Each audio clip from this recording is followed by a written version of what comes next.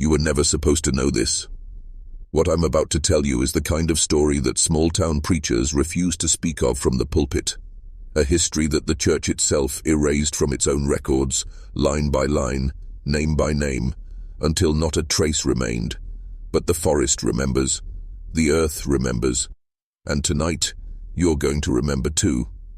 Picture this, late September, 1853. The sun is dying on the horizon, painting the Ozark Borderlands in a dull red haze. Through the dense trees of the old wire road comes a sound. Not the wild laughter of pioneers or the clamor of wagon wheels, but a slow, deliberate creak like a funeral procession. 12 wagons emerge, one by one, carrying 37 souls who do not speak, do not smile, do not look left or right. At their head rides a man the locals would come to fear, Elijah Harlan. Tall, austere, his beard nearly to his waist, his pale blue eyes scanning everything like he's measuring the land for something more than farming. The settlers who watched this strange caravan pass didn't know it yet, but they were witnessing the arrival of a sect that would shake their community to its bones, a sect so unnerving that when it finally vanished, the townspeople made sure every record of its existence was scrubbed away. They thought erasing it from memory would erase its power. They were wrong. The Harlans moved like one organism, stopping as a single body when Elijah raised his hand, starting again when he lowered it. The silence of the group was so absolute that it made witnesses whisper about them for months. No children's laughter, no idle chatter, just the sound of the wheels and hooves grinding against the earth. By the first frost, they had built a compound on 200 acres of remote land, complete with 7 cabins arranged in a half-circle, a massive 2-story house, and a windowless building locals would later call the Gathering House. To outsiders, it seemed organized, too organized. This wasn't just a family settling new land, this was a deliberate ritual act. And then came the first reports, the strange chanting at dusk, the perfect silence that hung over their property, the way their eyes seemed to follow travelers who passed on the old wire road.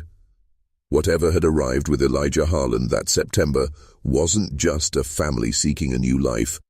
It was a system of belief designed to consume those who came too close. By the spring of 1854, the locals had a name for the place, Silent Hill.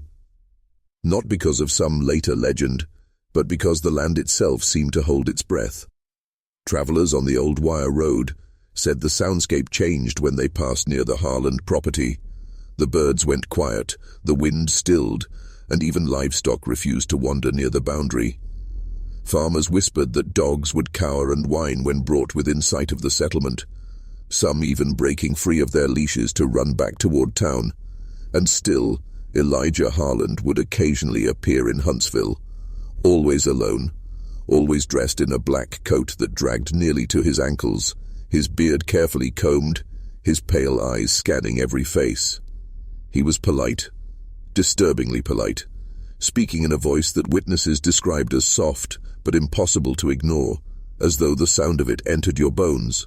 He began showing up at the small Baptist church on Sunday mornings.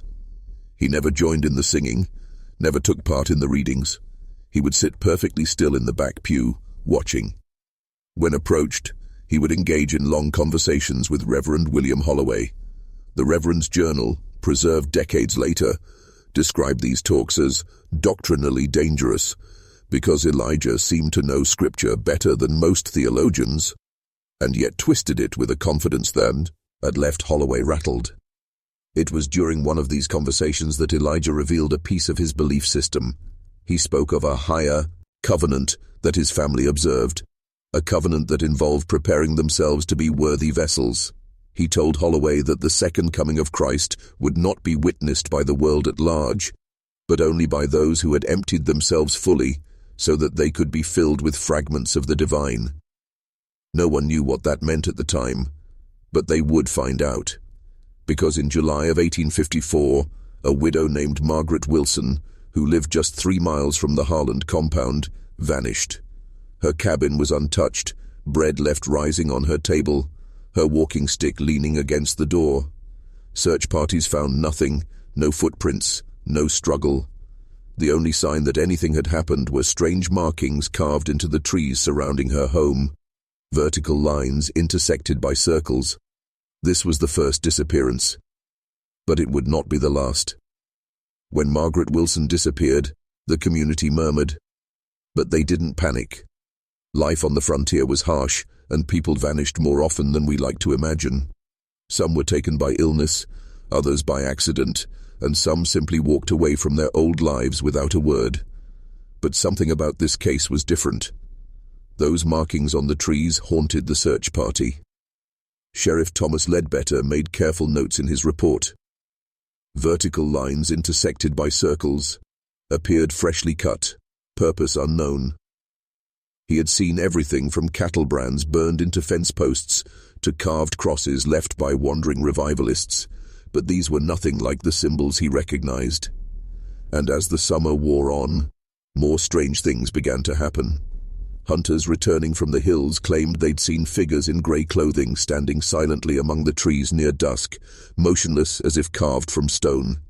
Travelers on the road swore they heard low chanting carried on the evening wind, words they could not understand. Then came the second disappearance. In November of 1854, James Cornell, the 19-year-old son of the general store owner, went missing while hunting north of Huntsville. His rifle was found propped carefully against a tree, but there was no trace of him. Just like with Margaret Wilson, the search parties found those same strange markings carved into nearby trees. People began to whisper about the Harlans more openly now. They had seen Elijah in town just days before Cornell's disappearance, purchasing supplies with 3 silent men in identical grey coats. No hats, cropped hair, eyes downcast. Witnesses recalled how Elijah counted out each coin slowly, precisely, as if the act itself were ritual. By January of 1855, the fear had spread far enough that Sheriff Ledbetter decided to visit the compound personally. His official report survives, and it describes what he found in detail.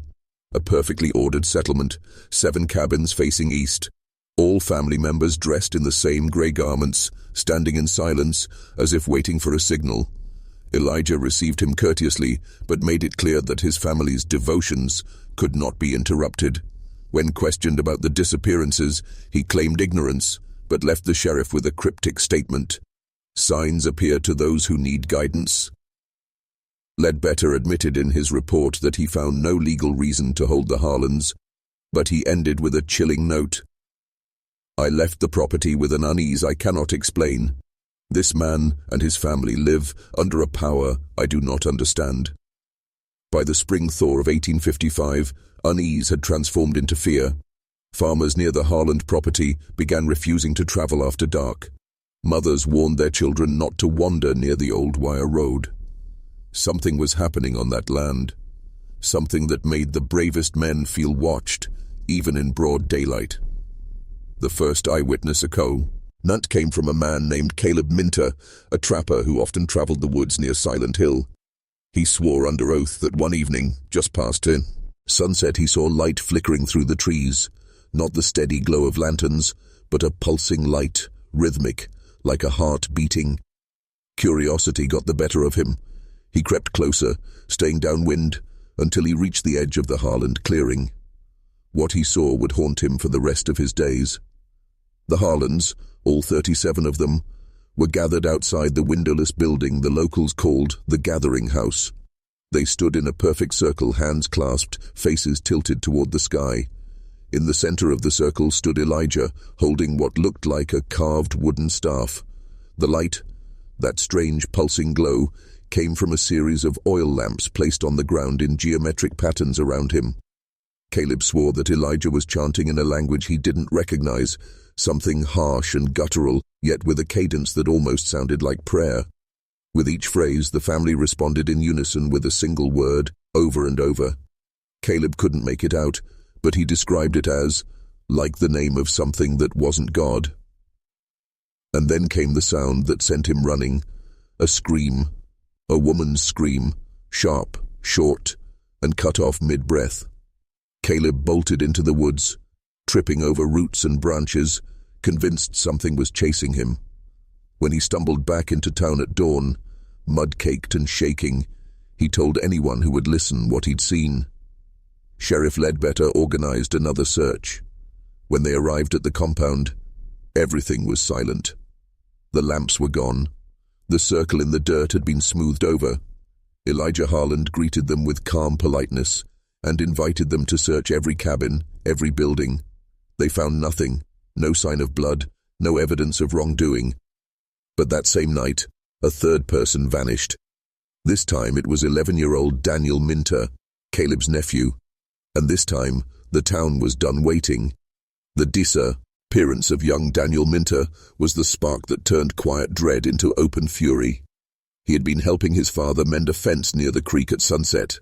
His father swore he turned his back for no more than a minute. When he looked again, the boy was gone. No splash, no struggle, just gone. This time there were no doubts. This time there were witnesses. Daniel's older sister claimed she saw a man in grey standing at the tree line just moments before her brother vanished. When she called out, the figure turned and walked calmly into the woods, vanishing into the darkness as if he had been expecting to be followed.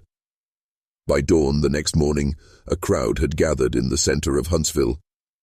Armed men, farmers, trappers, even a few veterans from the Mexican War, loaded their rifles and prepared torches. The sheriff had little choice but to ride with them. "If we find proof," he told the mob, "there will be arrests." They reached the Harlan compound just after sunset. What they saw made several men stop in their tracks. Every member of the Harlan family was standing in the clearing, waiting. Men, women, children, all dressed in grey, lined up as if for an inspection. Elijah stood at the front, hands folded over the head of his staff, eyes unblinking. It was as if he had known they were coming. The sheriff demanded to search the gathering house. Elijah nodded once and stepped aside. Inside, the air was thick with the smell of oil and smoke. The walls were covered in markings, the same vertical lines and circles carved deep into the wood. In the center of the room stood a low wooden table stained a dark reddish color.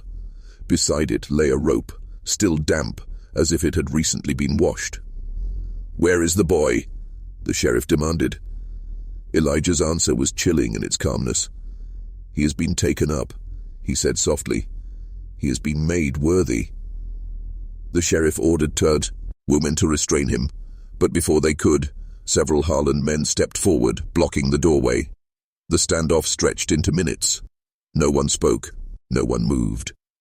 Then slowly, Elijah smiled. The first and only smile anyone in town had ever seen cross his face. What happened next would be burned into the memory of everyone present. Because at that exact moment, somewhere deep in the woods beyond the compound, a boy's voice cried out, high and terrified, and then was silenced. The boy's cry froze everyone in place. For a heartbeat, the clearing was silent except for the wind moving through the trees. Then the mob broke. Two of the men surged forward, shoving past the Harlan guards to seize Elijah, but they were met with a sudden, startling resistance. The Harlan men didn't shout, didn't curse. They moved as one, striking with fists, shoving intruders backward, their faces blank with eerie calm. The clearing erupted into chaos.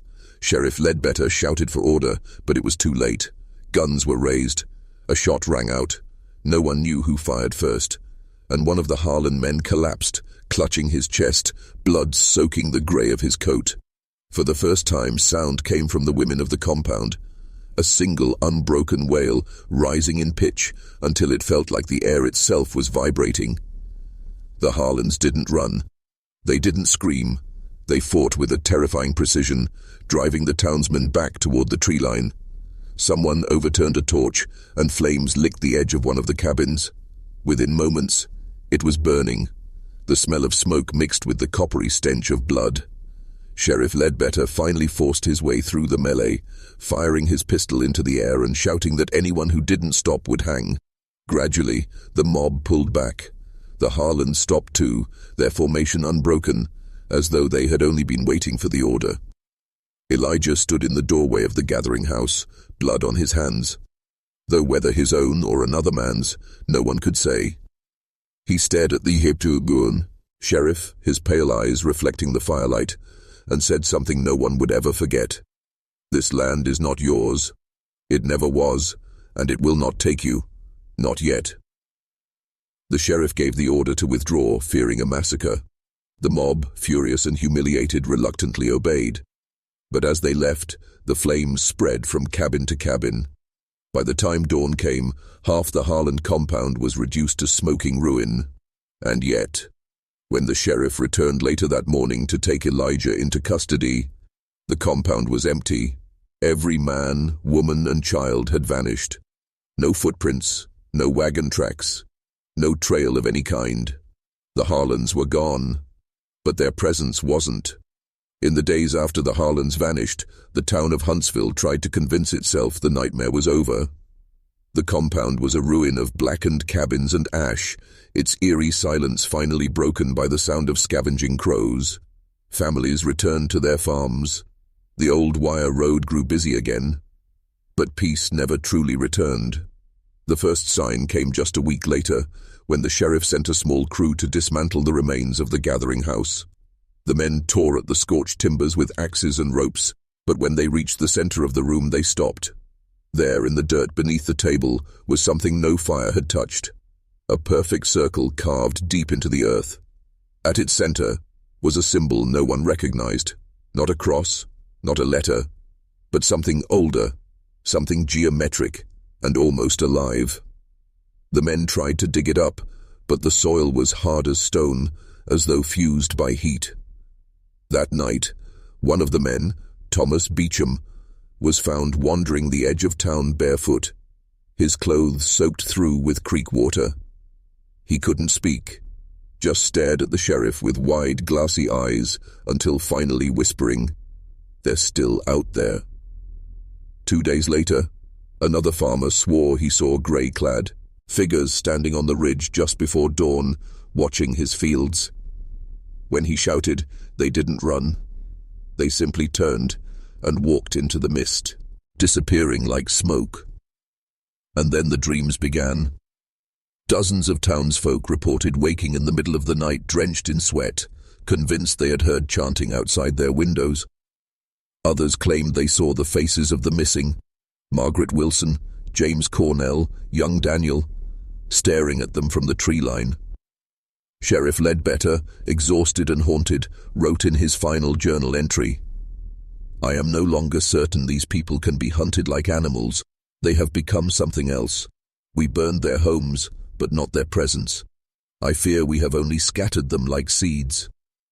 By the winter of 1856, the disappearances started again, but this time, there were no grey-clad strangers to blame, only footprints leading away from the homes of the missing, footprints that always ended at the edge of the forest, pointing toward the ruins of Silent Hill. By early 1856, the town was unraveling. Every new disappearance frayed the last threads of calm. It was no longer just the weak, the vulnerable, or the unlucky who were vanishing. Strong men, seasoned woodsmen, even armed riders began to disappear. The strangest part was that some of them seemed to go willingly. Take the case of Jonathan Pratt, a blacksmith known for his size and temper. One night, in the dead of winter, his wife awoke to find him standing at the foot of their bed, fully dressed, staring at the window. She asked him where he was going, but he didn't answer. He simply walked outside into the snow barefoot, leaving the door wide open. They found his footprints the next morning. They led straight to the edge of the forest near the Harlan property. The tracks were deep, deliberate, like he hadn't been running, just walking. At the tree line, the prints simply stopped. No struggle, no blood, no sign of turning back. The widow swore she heard a man's voice in the woods that night calling softly, "Alm, Ost," lovingly. She said it wasn't her husband's. Word spread quickly. Men began patrolling the roads in groups, rifles at the ready, but even they weren't immune. 2 members of a search party vanished in broad daylight.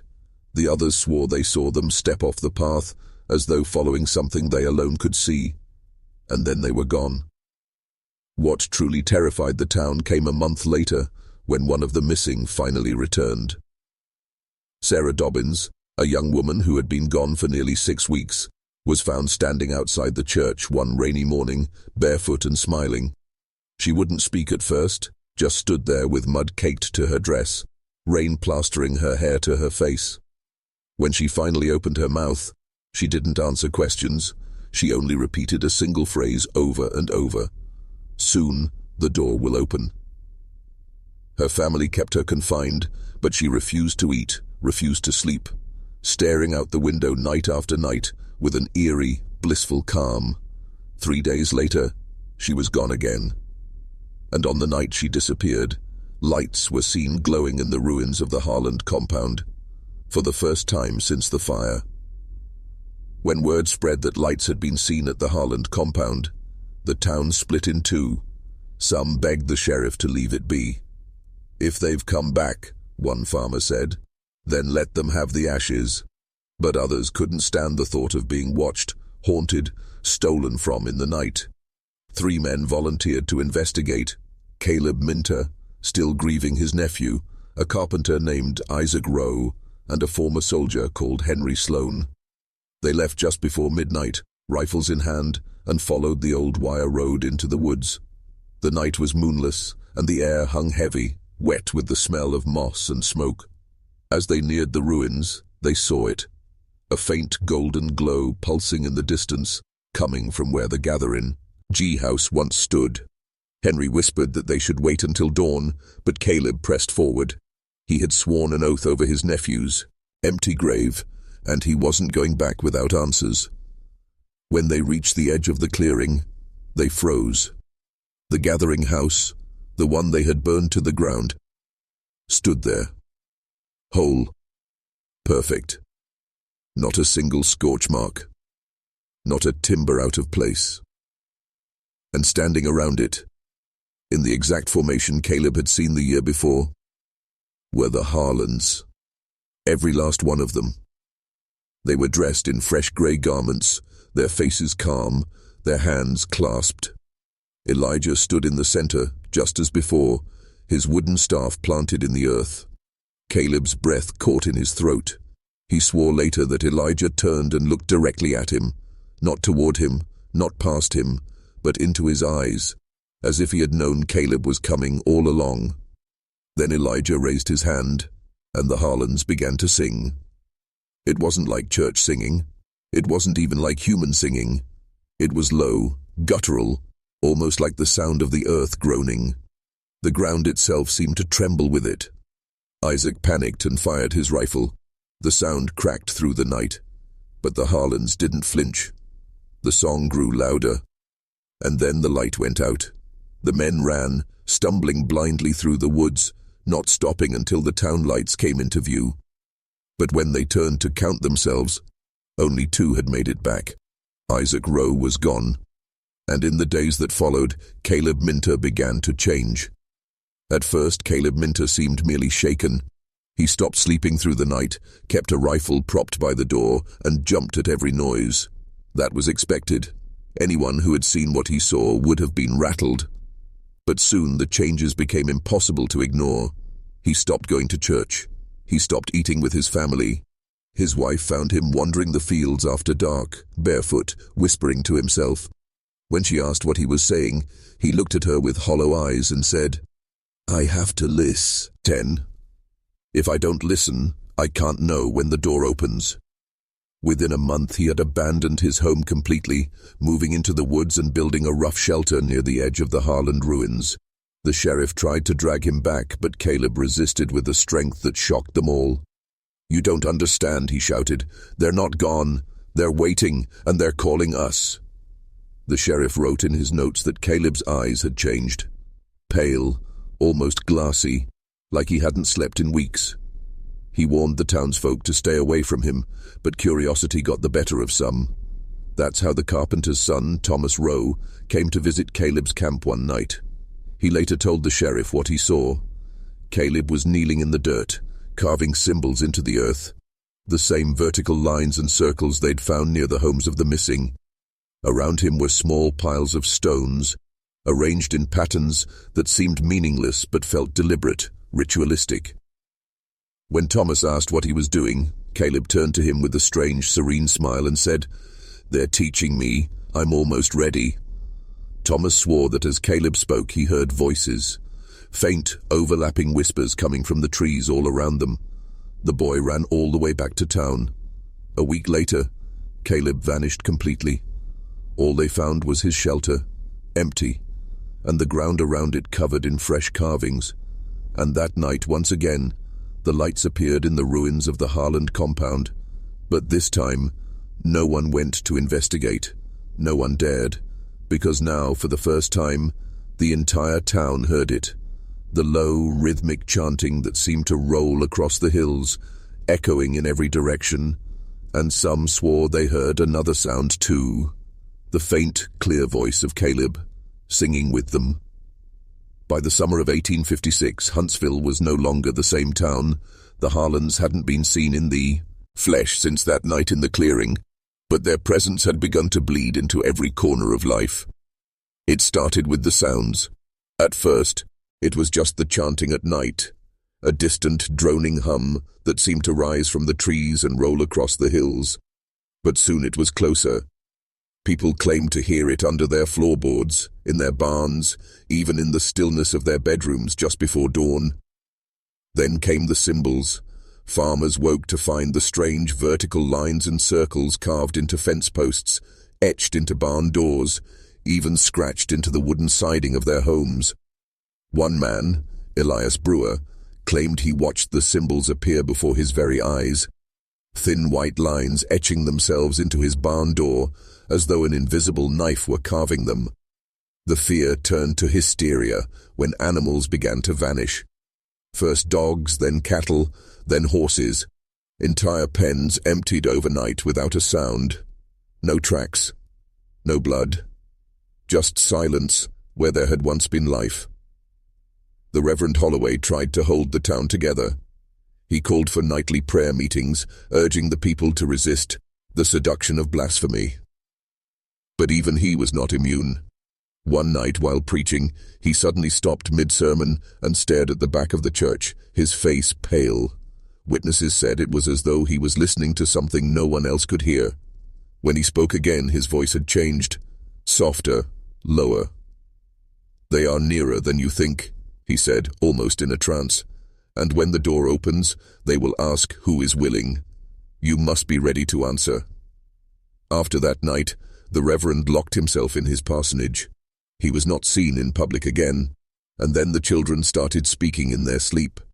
Parents reported waking to find their sons and daughters sitting upright in bed, eyes wide open, whispering in voices that were not their own.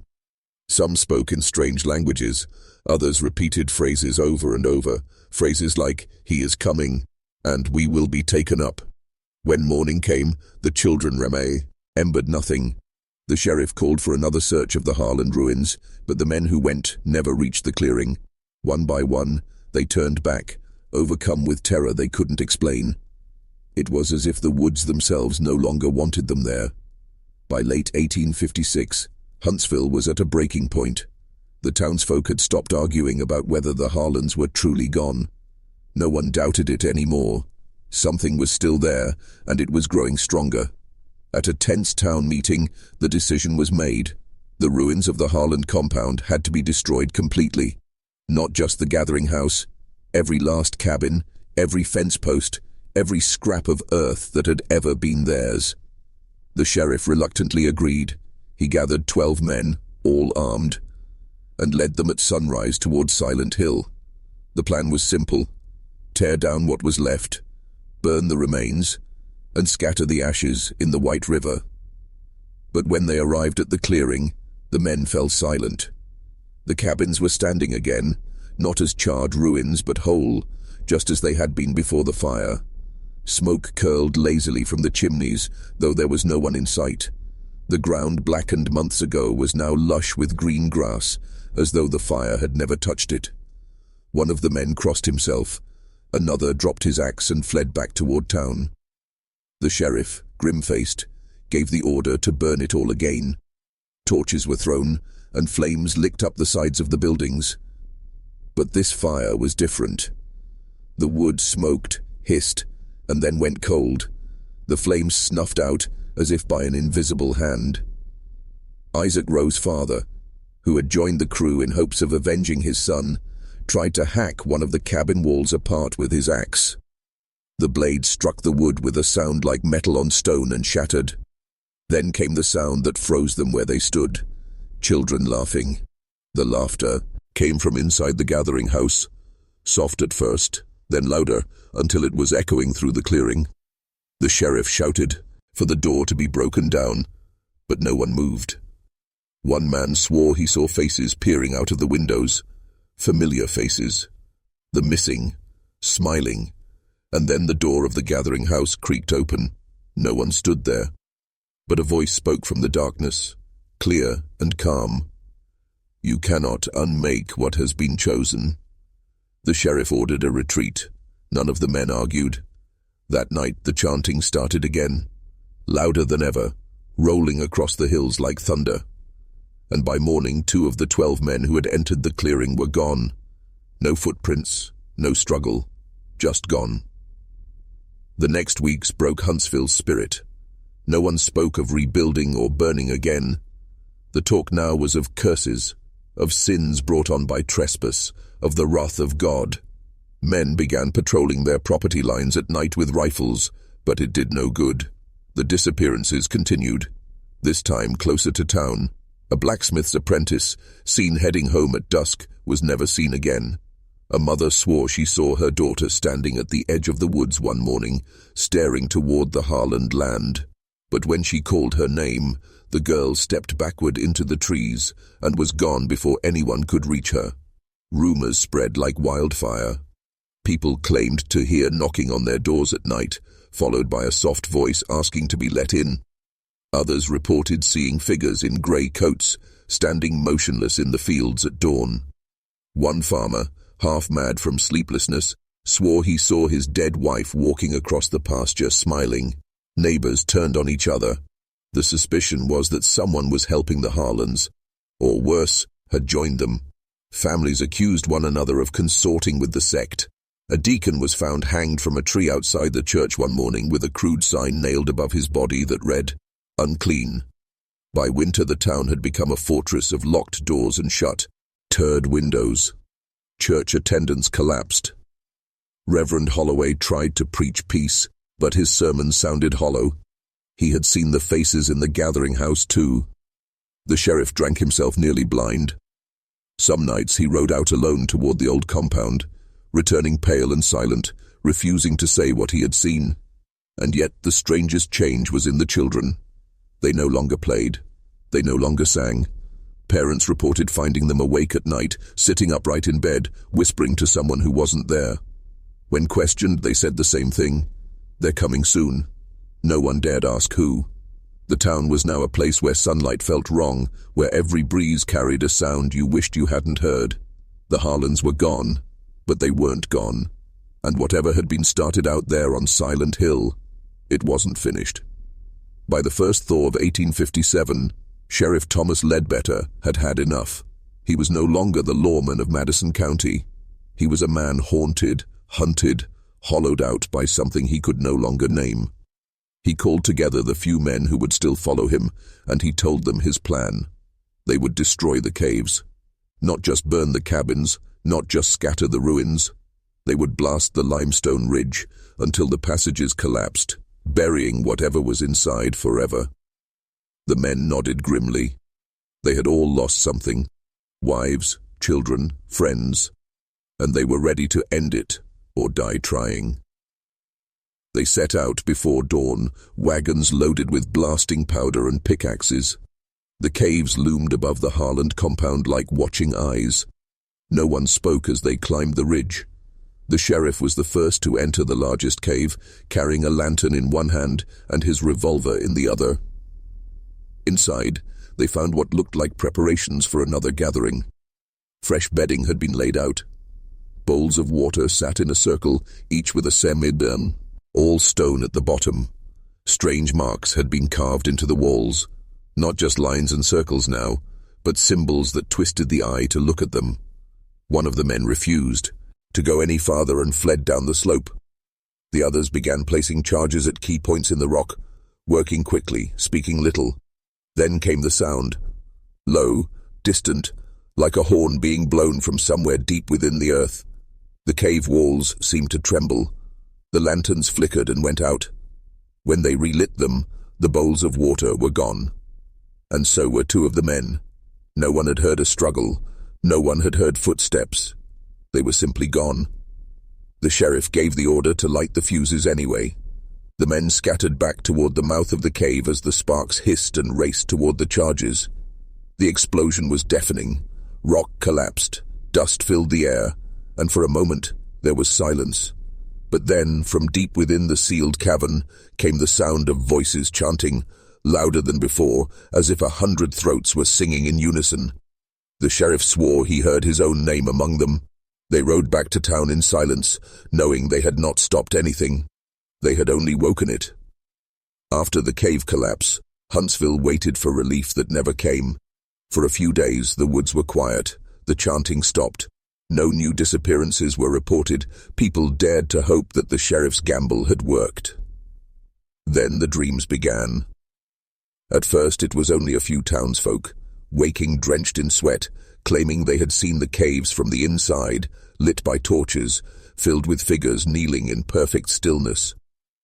But soon, almost everyone in Huntsville was dreaming the same dream. They dreamt of descending into the earth, of being led by pale, silent guides into a vast black hall that stretched farther than they could see. At the far end stood a single figure, too tall, too thin, its face hidden, who raised a hand as though in welcome.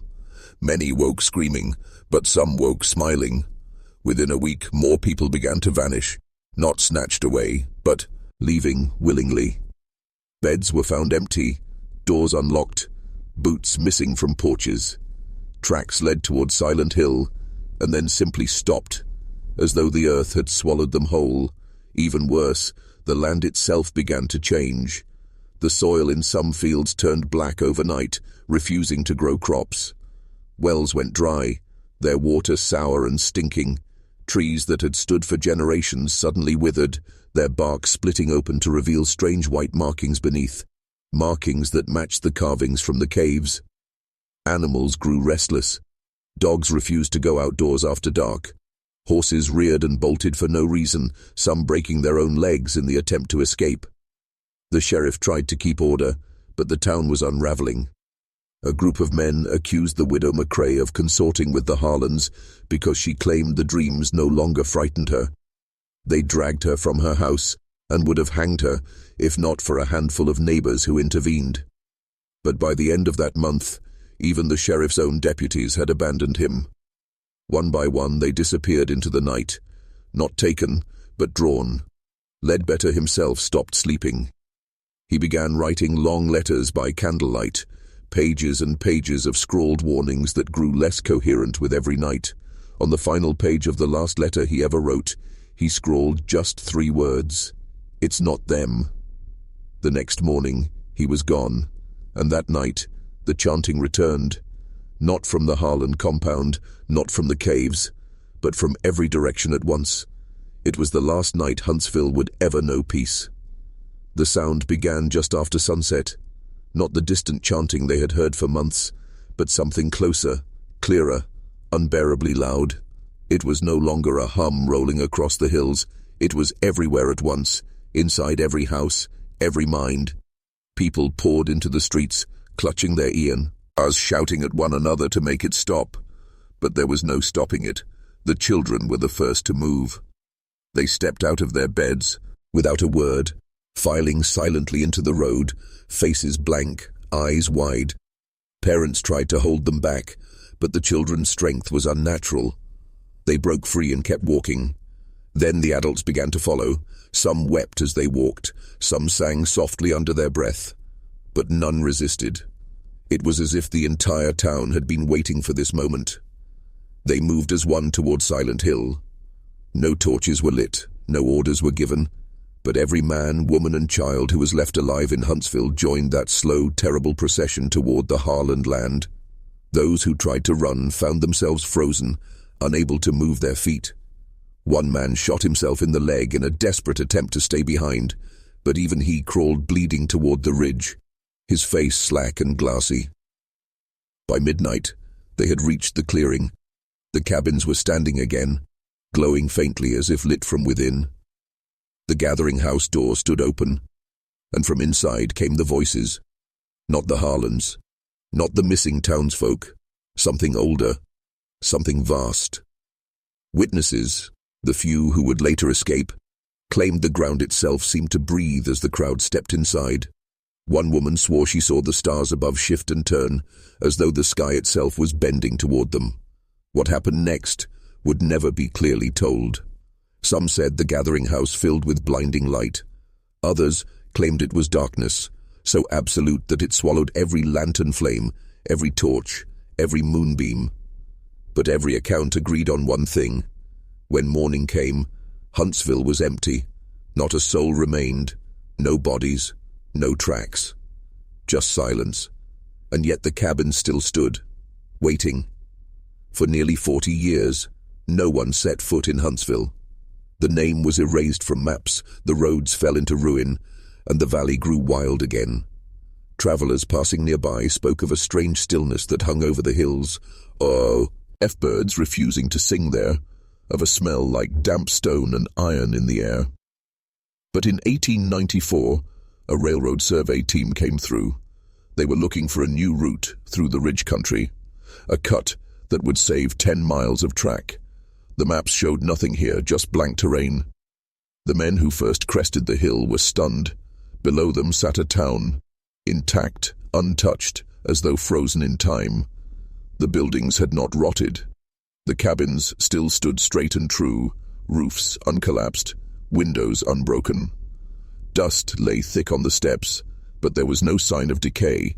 Even the fields looked tended. One man swore he saw smoke rising from a chimney. The surveyors camped on the ridge that night, intending to explore the town at first light. But they didn't sleep, because just after midnight they heard it.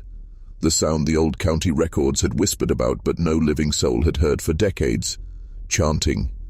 It rolled up the hill in waves, low and rhythmic, impossible to mistake for wind. Some of the men claimed to see figures moving in the streets below, pale shapes gliding from house to house, carrying lanterns.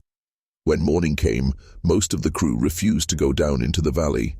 The foreman mocked them for their fear, grabbed his rifle, and led 3 men into the silent town. They did not return. By evening, the rest of the crew packed their gear and left, swearing never to speak of what they had seen. But word got out. Within a year, fortune seekers and amateur occultists began to trickle into the valley. Some came chasing rumors of gold hidden by the last settlers. Others sought proof of the supernatural. Few of them ever came back, and those who did were changed. They spoke little, ate little, and spent their nights awake, staring into the woods. When they did speak, they said the same thing. The town isn't empty, it's waiting. By the turn of the century, Tigsville had become a legend. Locals called it the Hollow Town. Superstitious farmers warned their children never to wander near Silent Hill.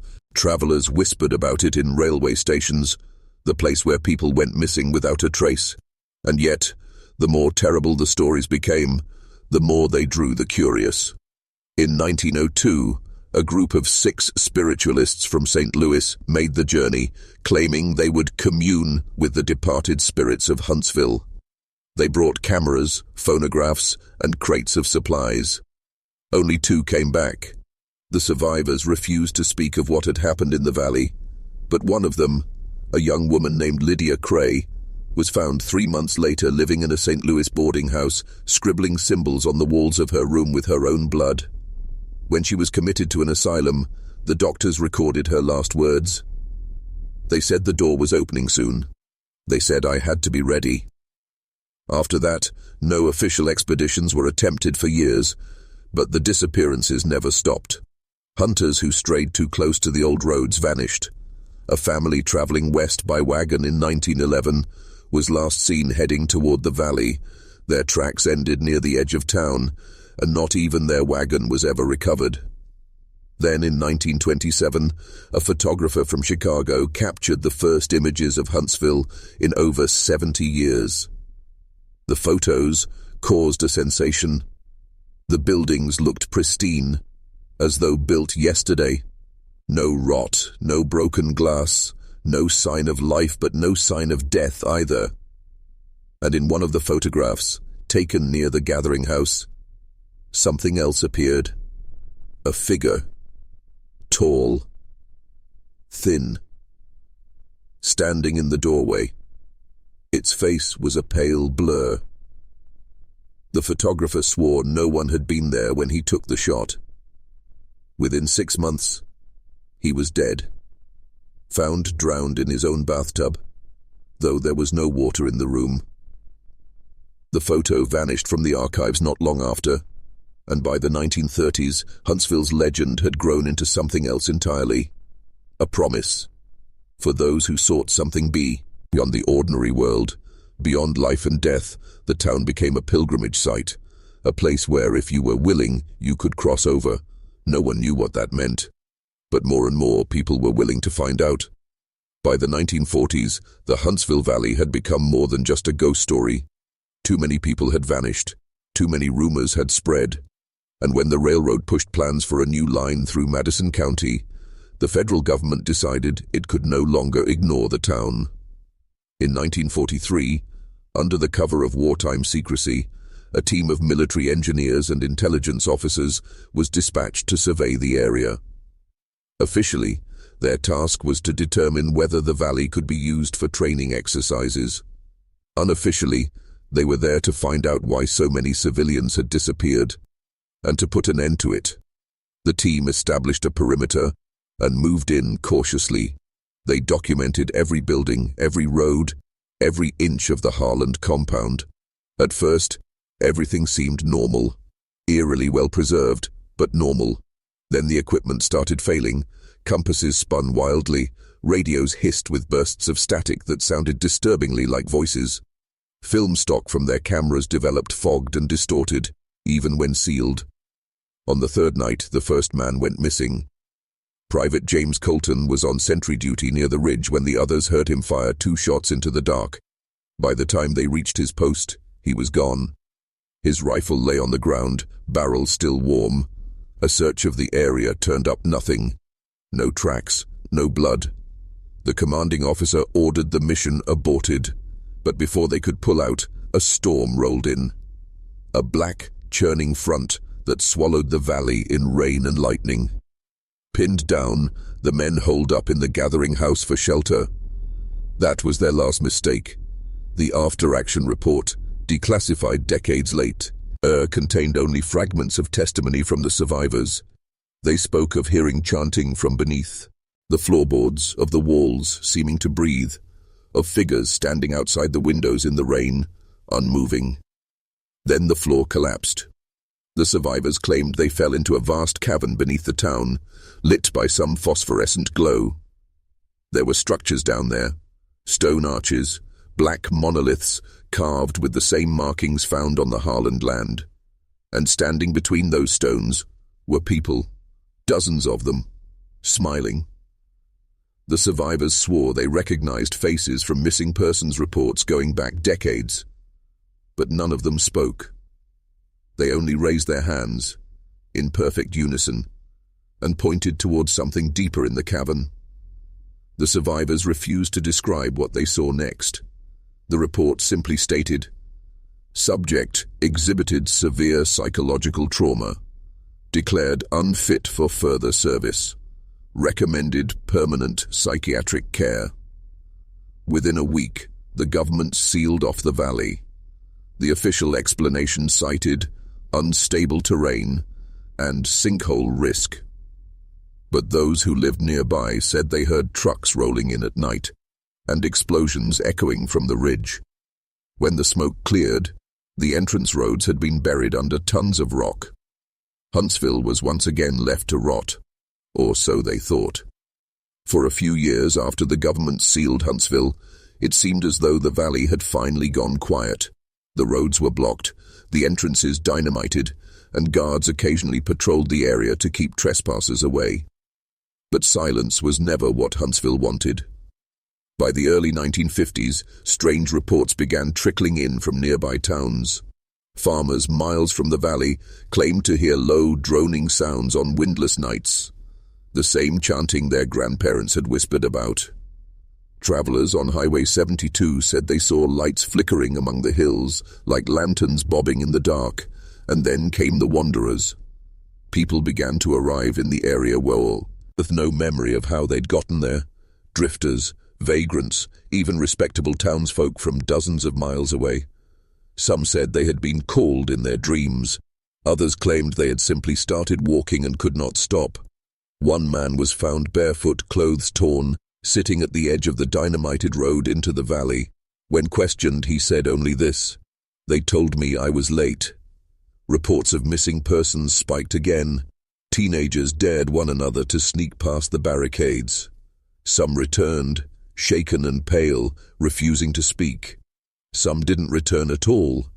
In 1958, a hunter claimed he found footprints leading into the valley. Dozens of them, men and women, all barefoot. But there were no return tracks. Locals petitioned the county to put up stronger fences. The federal government responded by expanding the perimeter and designating the area as restricted. But the incidents didn't stop. In 1963, a church group from Decatur vanished while camping near the ridge. All that was found were their tents, zipped shut, and a Bible lying open to the Book of Revelation. By the late 60s, the stories had taken on a new life. College students and occult enthusiasts started treating Huntsville like a destination, a place where, if you were brave enough, you could touch something beyond the ordinary world. Some brought tape recorders. The tapes they recovered were never made public, but one leaked fragment was said to contain a sound no one could explain. Dozens of voices singing in harmony, in a language no scholar could translate.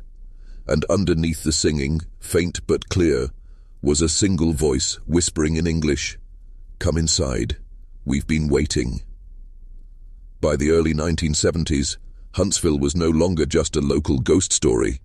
It had become a national obsession. Articles appeared in pulp magazines, radio hosts debated its existence, and late-night TV shows speculated about everything from cult activity to UFO involvement. The more the government tried to keep people away, the more attention the valley attracted. That's when Harold Crane arrived. Crane was an investigative journalist known for chasing dangerous stories, corrupt sheriffs, missing union organizers, the kinds of cases that put him on front pages. In 1974, he came to Huntsville with a simple mission: get the truth, no matter what it cost. Crane spent weeks interviewing locals, digging through dusty courthouse records, and tracking down the descendants of the original settlers. He was methodical, relentless, and the deeper he went, the stranger the story became. He found old diaries describing the night the townsfolk disappeared. He found sketches of the symbols carved into the Harlan cabins, identical to the ones still appearing on fence posts more than a century later. And he found something else: a survivor, an old woman living under a false name outside Nashville, who claimed to have been a child in Huntsville the night the town walked into the woods. Crane's notes from that interview were never fully recovered, but one page remained.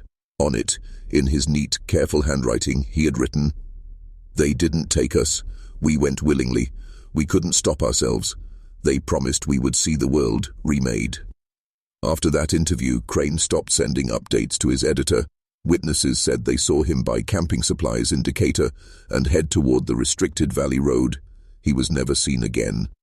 A week later, his car was found on the shoulder of Highway 72, keys still in the ignition, a notebook on the passenger seat.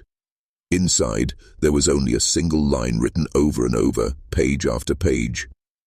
"It's almost open."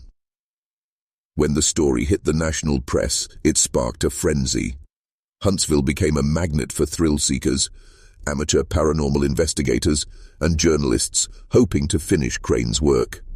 Some came back with eerie photographs of light over the hills, or tape recordings full of strange sounds. Most came back with nothing at all.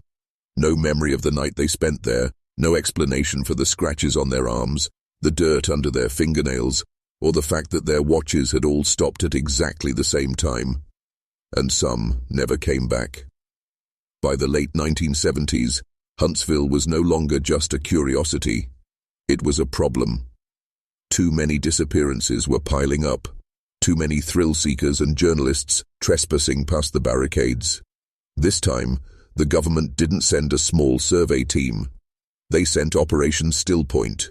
Convoys of trucks rolled in under the cover of night. Soldiers, engineers, scientists, and equipment.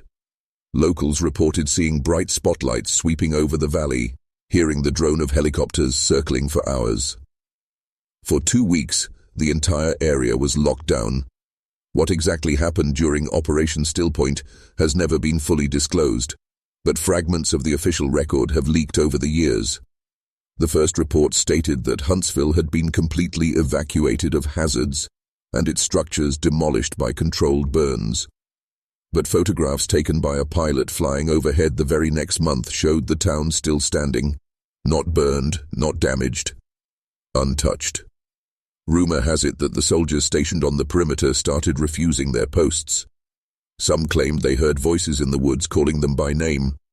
Others swore they saw children standing in the fields at night, holding hands and watching silently. Then came the incident that ended the operation.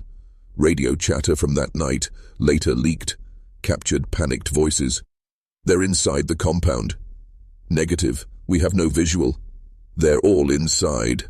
Static. "God, they're singing." By morning, an entire platoon had vanished. No signs of struggle, no tracks leading out of the valley. Just their weapons and vehicles. Oi, effed in neat rows, engines still warm. Operation Stillpoint was officially shut down the next day. All surviving personnel were reassigned, and the valley was declared permanently off-limits. But whatever happened that night seemed to have stirred something. The chanting, which had been sporadic for decades, became constant. Every night, like clockwork at precisely midnight, people reported hearing it not just near the ridge, but miles away, even inside their homes. And the dreams returned, not just to locals now, but to people hundreds of miles from Huntsville, dreamers who had never even heard of the place. They dreamt of a door, a black door standing in a field, wide open, and of something waiting just beyond it. By the early 1980s, Huntsville was no longer just a ghost town. It had become a destination for the strange. What had once been whispered about only in dusty courthouses and backwoods kitchens was now spreading through late-night radio shows, underground newsletters, and early conspiracy forums. And it wasn't just curiosity seekers anymore. Occult groups started making pilgrimages to the valley, some calling it a gate, others referring to it as the vessel ground. They camped near the perimeter and performed their own rituals, claiming they could feel the air thicken when the chanting began at midnight. In 1983, a man named Gerald Faulkner, an ex-evangelical preacher turned cult leader, declared that Huntsville was the true Zion and led 27 followers into the restricted zone. None of them came back. Their abandoned vehicles were found near the barricades, doors left open, personal belongings still inside. A search party found no trace of the group except for a ring of stones near the cave entrance, and a single line carved into the dirt. "Vessels ready." That phrase began showing up everywhere after that, spray-painted on highway overpasses, scribbled in notebooks left behind by missing persons, written in blood on a barn wall in southern Missouri after a family vanished without explanation. It was as if something, or someone, was recruiting. Psychologists studying the phenomenon warned that the myth of Huntsville was evolving into a psychological contagion, a story so potent it could compel people to act on it, to walk willingly toward the dark. But here's the detail no one likes to talk about. The chanting started showing up on recordings, not just paranormal investigators leaving microphones overnight, but in phone calls, in police dispatch radios, even bleeding faintly into late-night radio broadcasts from as far as St. Louis. When played backwards, audio engineers noticed a repeating phrase in a language that no one could quite identify. Some said it sounded like a mix of archaic Greek and Appalachian English. Others swore it was identical to the phonetic chants recorded by anthropologists in the 1930s at a ritual site hundreds of miles away, a site connected to another vanished community. It was becoming clear. Whatever had taken root in Huntsville hadn't died in 1855. It had simply gone deeper, and it was starting to reach back out. By the 1990s, the Huntsville case was no longer an obscure piece of folklore. It was a living phenomenon, one that seemed to be claiming new victims. Every year, without fail, 1 or 2 disappearances were reported within a 30-mile radius of the valley. Campers, hikers, drifters. Sometimes their vehicles were found. Sometimes nothing was found at all.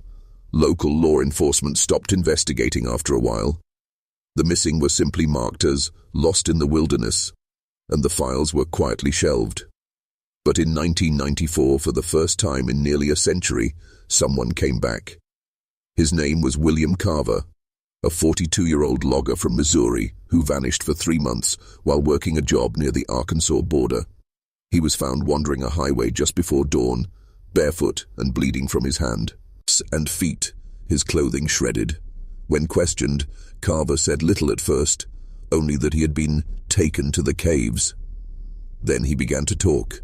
He said there were people living down there, people who never saw daylight, people who moved in silence until Elijah's name was spoken, and then they all began to hum, low and steady, like bees inside the earth. Carver claimed he had been kept in a stone chamber for days without food or water, surrounded by symbols carved into the walls. He described a ritual. First the silence, then the cutting, then the drinking. He said the others, the ones he called the emptied, moved like puppets, their eyes wide and glassy, their mouths half open as if waiting to receive some unseen command. Carver said he had been chosen as a vessel, but resisted. I could feel them trying to get inside me, he told investigators, like someone knocking on the back of my skull. If I'd stayed one more night, I would have let them in. When asked how he escaped, Carver claimed that he simply walked out. No one stopped him. No one even moved. He left the valley at sunrise and never looked back. Within a month of giving his testimony, William Carver was dead. Official cause: suicide. But neighbors reported that the night before he died, he was seen digging furiously in his backyard, burying something wrapped in cloth. Whatever it was, no one ever recovered it. Carver's death might have been dismissed as tragedy if it hadn't been followed by the disappearances. Within 6 months of his testimony, 3 separate researchers who had interviewed him vanished without a trace. Dr. Alan Hughes, a folklorist from Tulane University, was last seen driving toward Huntsville with a stack of field notes in his car. Those notes were later found floating in a creek, pages torn and smeared with mud, the words, "doorway opened," underlined so hard the paper had split. 2 journalists who had planned to write a joint expose on Huntsville disappeared just before their story was scheduled to run. Their editor received a package a week later containing a single microcassette tape. The tape played 30 seconds of silence, followed by the sound of what experts later identified as hundreds of overlapping voices whispering the same phrase in unison: "Not yours to tell." At this point, Huntsville was no longer a local problem. Freedom of Information Act requests began flooding federal offices, and for the first time, declassified files revealed that the government had been monitoring the site continuously since Operation Stillpoint, with personnel stationed miles away, logging every sound, every unexplained light, every single disappearance. Those reports contained details that chilled even the most skeptical investigators. Multiple instances of electrical interference, with recording devices draining to zero battery within seconds. Satellite photos showing shifting ground patterns as though the valley itself were slowly breathing. A classified memo noting that, on 3 separate occasions, names of missing persons appeared carved into trees near the cave entrance, weeks before those people had officially gone missing. The more the files revealed, the less anyone seemed willing to speak. Scientists who had initially volunteered to study the valley were suddenly backing out, citing personal safety concerns. One geologist who worked on the site in 1997 broke his NDA to give an anonymous interview years later. He claimed the government's primary focus wasn't to study Huntsville, it was to contain it. They weren't trying to figure out what was happening, he said. They were trying to keep it from spreading. When asked what he meant by spreading, the man reportedly hung up the phone and never responded again. A month later, his house burned to the ground under what fire investigators called unusual circumstances. By the turn of the millennium, Huntsville was no longer just a place on the map. It was becoming a phenomenon without borders. Strange reports started surfacing far from Alabama. In Ohio, a farmer found a perfect circle of dead soil in his cornfield with symbols burned into the earth that matched those carved in the Harlan cabins. In New Mexico, a family camping near Carlsbad Caverns reported hearing chanting coming from deep underground. And when they returned to their car, all 4 tires were slashed, with the word vessel scratched into the hood. But perhaps most chilling was the case of Rebecca Miles, a school teacher from Georgia who had never been within 200 miles of Huntsville. One night she awoke to find her bedroom covered in dirt. On the walls, smeared with something that testing later revealed was a mixture of soil and human blood, were the words, "You are called." Within a week, Rebecca had vanished. Security footage from a gas station outside Birmingham showed her last known appearance, barefoot, filthy, her hair hanging in her face, muttering to herself. When police enhanced the audio, they heard her whispering the same thing over and over. "It's almost open. It's almost open. It's almost open." After this wave of incidents, federal authorities doubled their perimeter around Huntsville, installing new fencing, motion sensors, and round-the-clock surveillance. But the activity increased. The chanting grew louder. A 2003 seismology report recorded what was described as a deep harmonic vibration emanating from the valley, a low rhythmic pulse that lasted for nearly 8 minutes and was strong enough to register on equipment as far away as Chattanooga. People living near the valley began reporting sleepwalking episodes, waking to find themselves miles from their homes, standing at the tree line, staring into the darkness as if waiting for something to come out. One man tied himself to his bed every night to stop the episodes. One morning his wife found him gone, the ropes neatly untied, coiled on the floor, and a trail of bare footprints leading out into the woods. They ended halfway down the road, as if he had simply vanished into the air.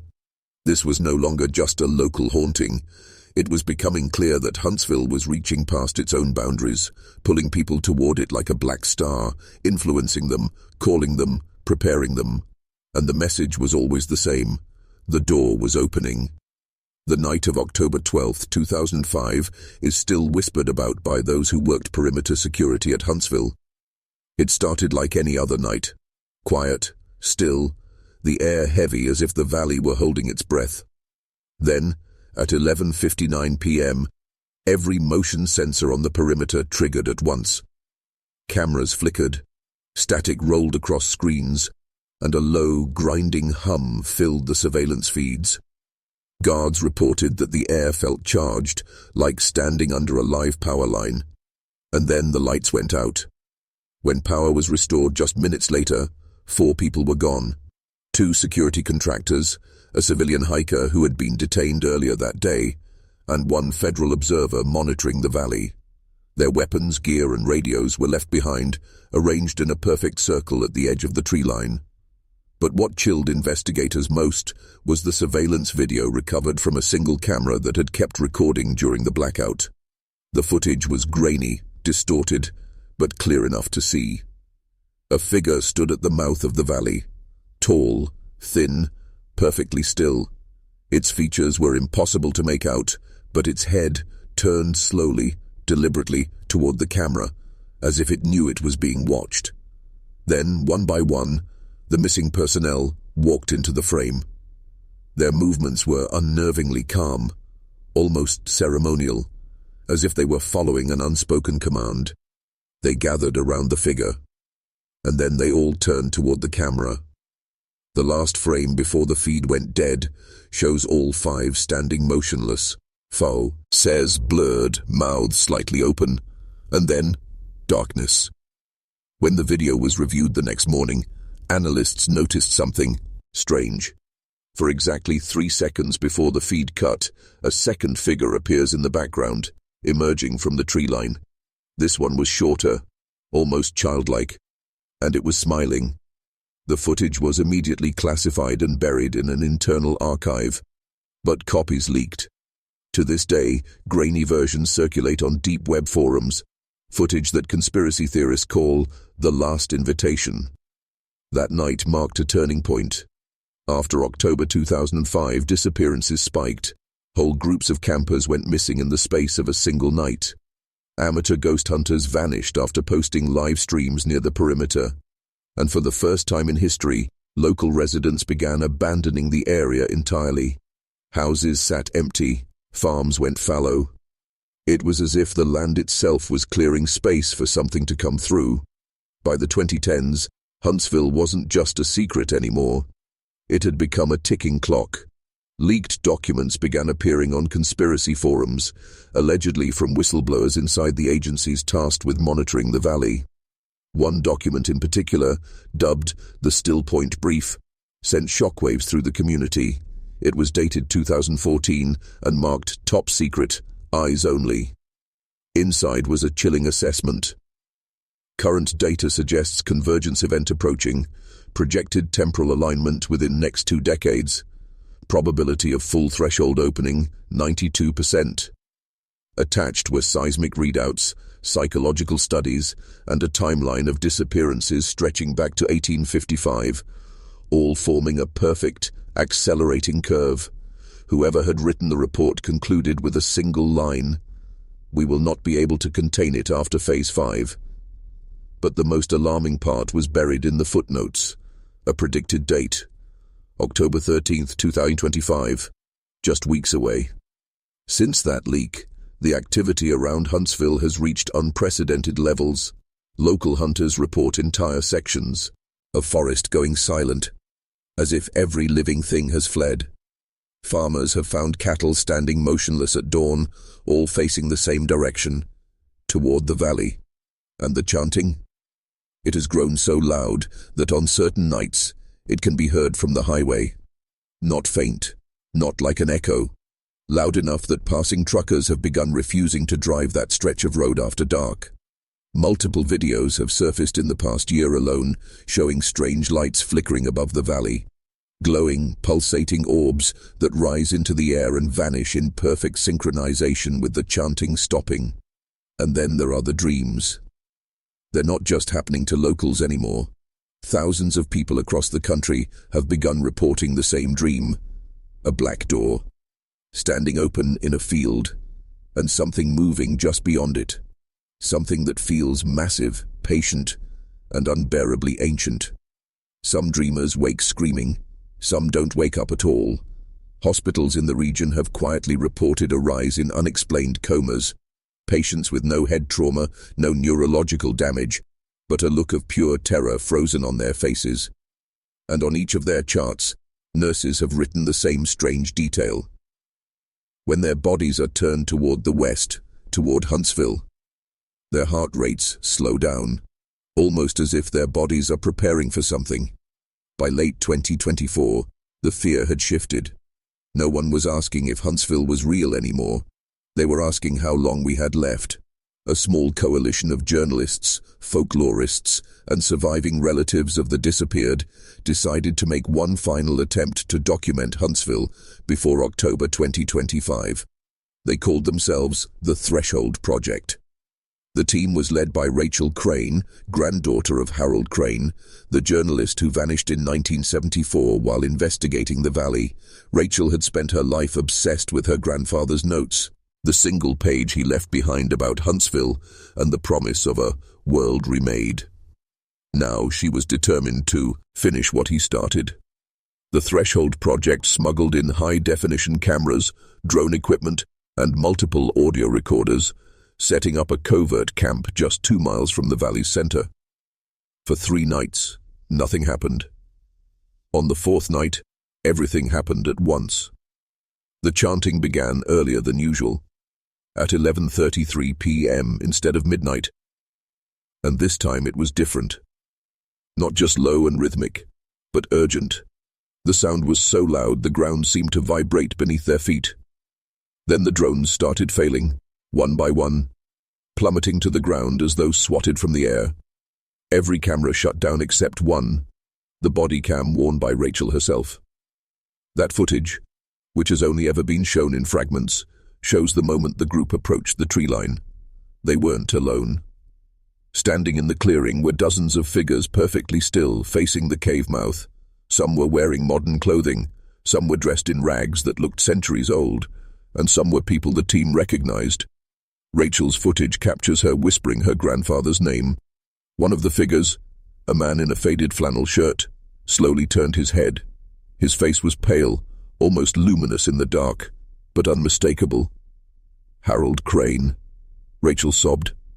Someone in the group tried to run. That's when the chanting stopped.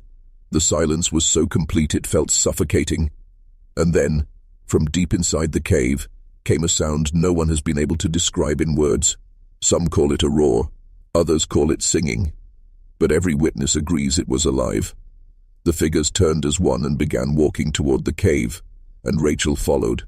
Her team's shouts can be heard on the footage, begging her to stop, but she doesn't even look back. She walks calmly, almost peacefully, into the darkness. The camera feed cuts out as she steps past the threshold. Her body cam was recovered 2 weeks later, sitting neatly on the hood of one of the team's vehicles. Rachel was never seen again. The rest of the team fled that night and released fragments of the footage online, sparking what is now called the Huntsville Countdown. Thousands of people have seen the video, millions have debated it. And now, with October 13, 2025 drawing near, Huntsville has become something more than a mystery. It's a warning. We are no longer talking about folklore. We are living inside the story now. As of this month, October 2025, the world's eyes are fixed on Huntsville. News outlets, paranormal investigators, even skeptics have descended on the valley's edge, desperate for one last glimpse before the predicted date. And the activity has reached a fever pitch. Locals describe flocks of birds dropping dead mid-flight above the ridge. Hunters have reported deer standing in massive, silent circles, facing the same direction, motionless for hours.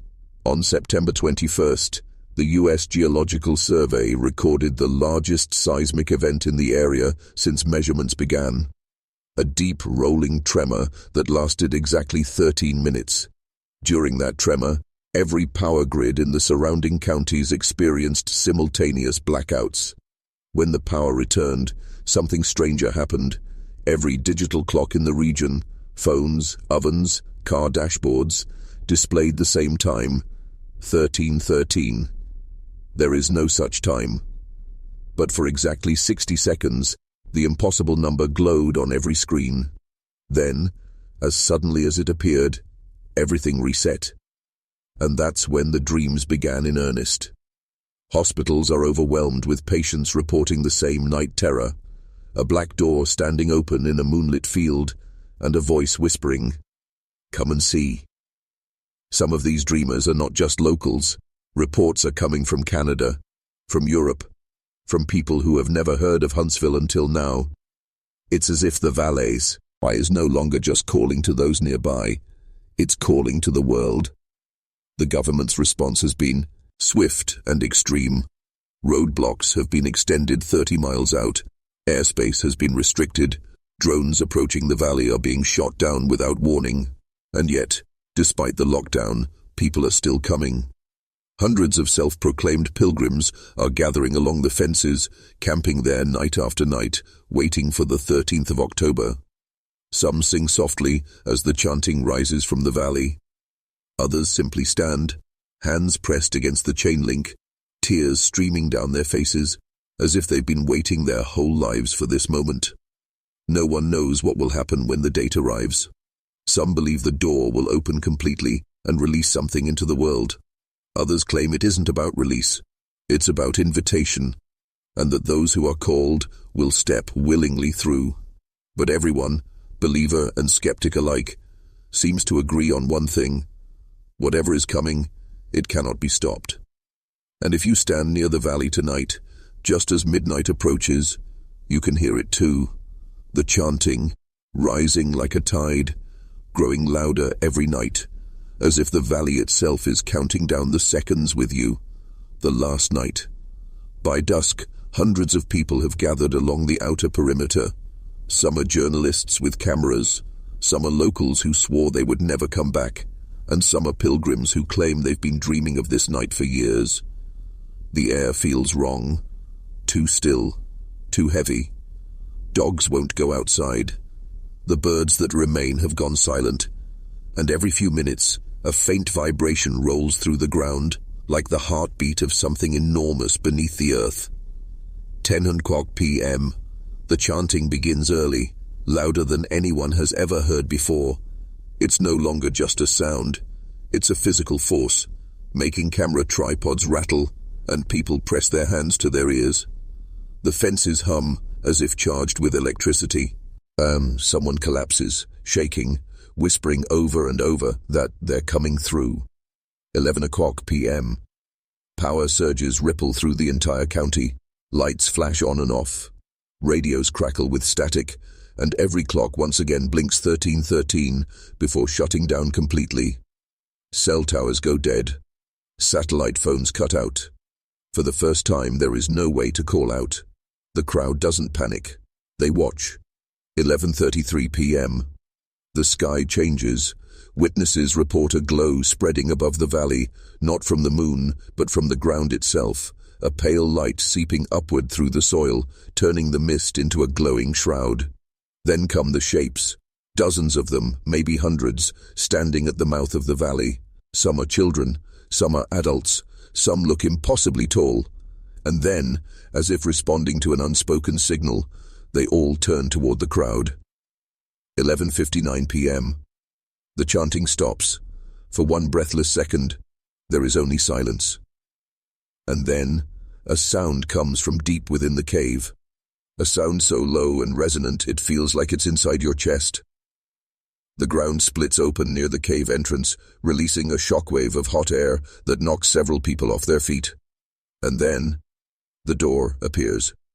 Not made of wood, not made of stone. A perfect black rectangle, standing upright in the clearing, its surface shimmering as though it's made of liquid. The figures begin to move toward it, slow and deliberate. Some of the crowd press forward against the fence, screaming to be let through. Others turn and run, vanishing into the night. 12:00, midnight.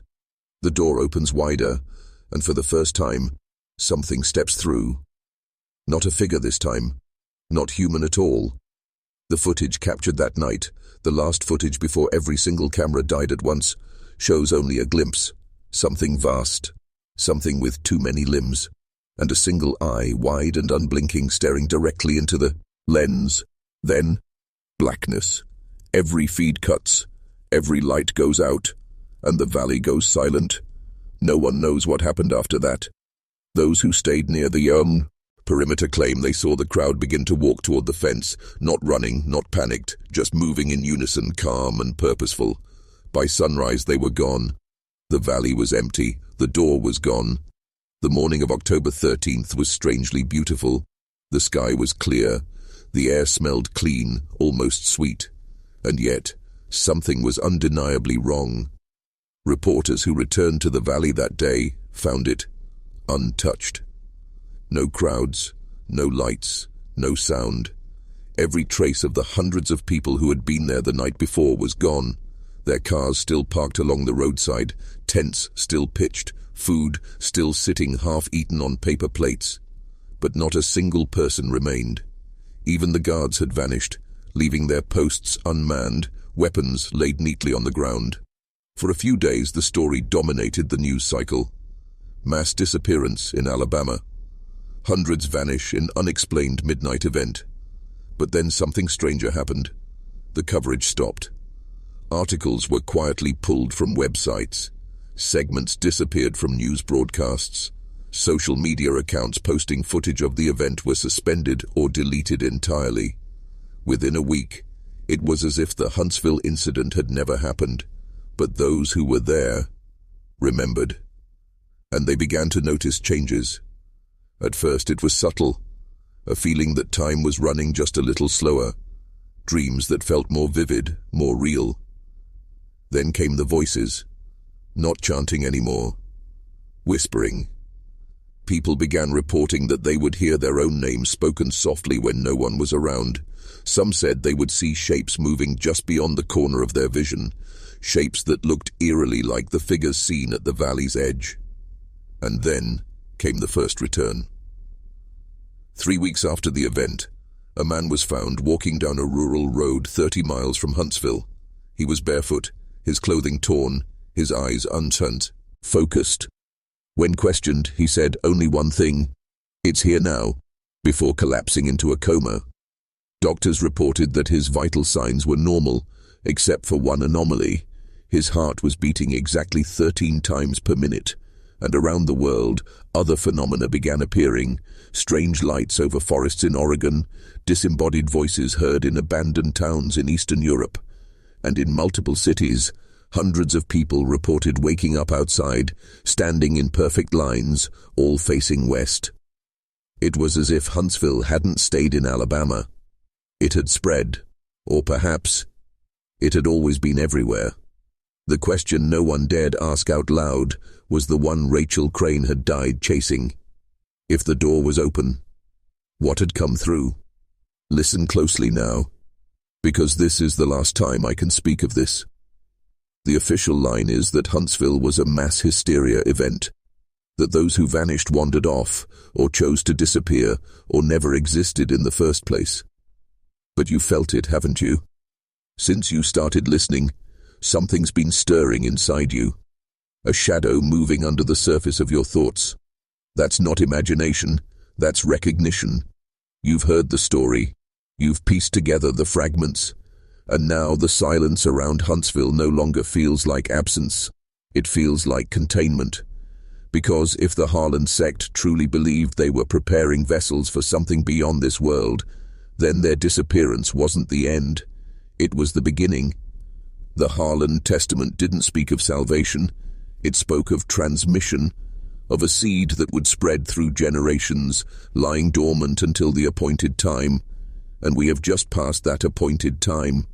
That's why governments buried the records, why church rolls were scrubbed, why every scholar who got too close to the truth either vanished or recanted. They weren't just erasing history, we were buying time, time that has now run out. The whispers have begun again, the lines have been drawn, and whether you want it or not, you are part of this story now. You cannot unhear what you've just heard, so choose carefully what you do next, because the moment you speak of this, you become visible to it. And if you want to lock in what you've just learned, to prove to yourself that you are awake and not just another vessel waiting to be emptied, leave a comment with these exact words: "The gateway is open." Type it twice, and then watch what happens in the coming days. Because if you start to notice the world around you shifting, if you begin to dream of circles and voices and rivers of black water, you'll know the story was never just history, it was prophecy. And you have just stepped across the threshold. Welcome to the other side.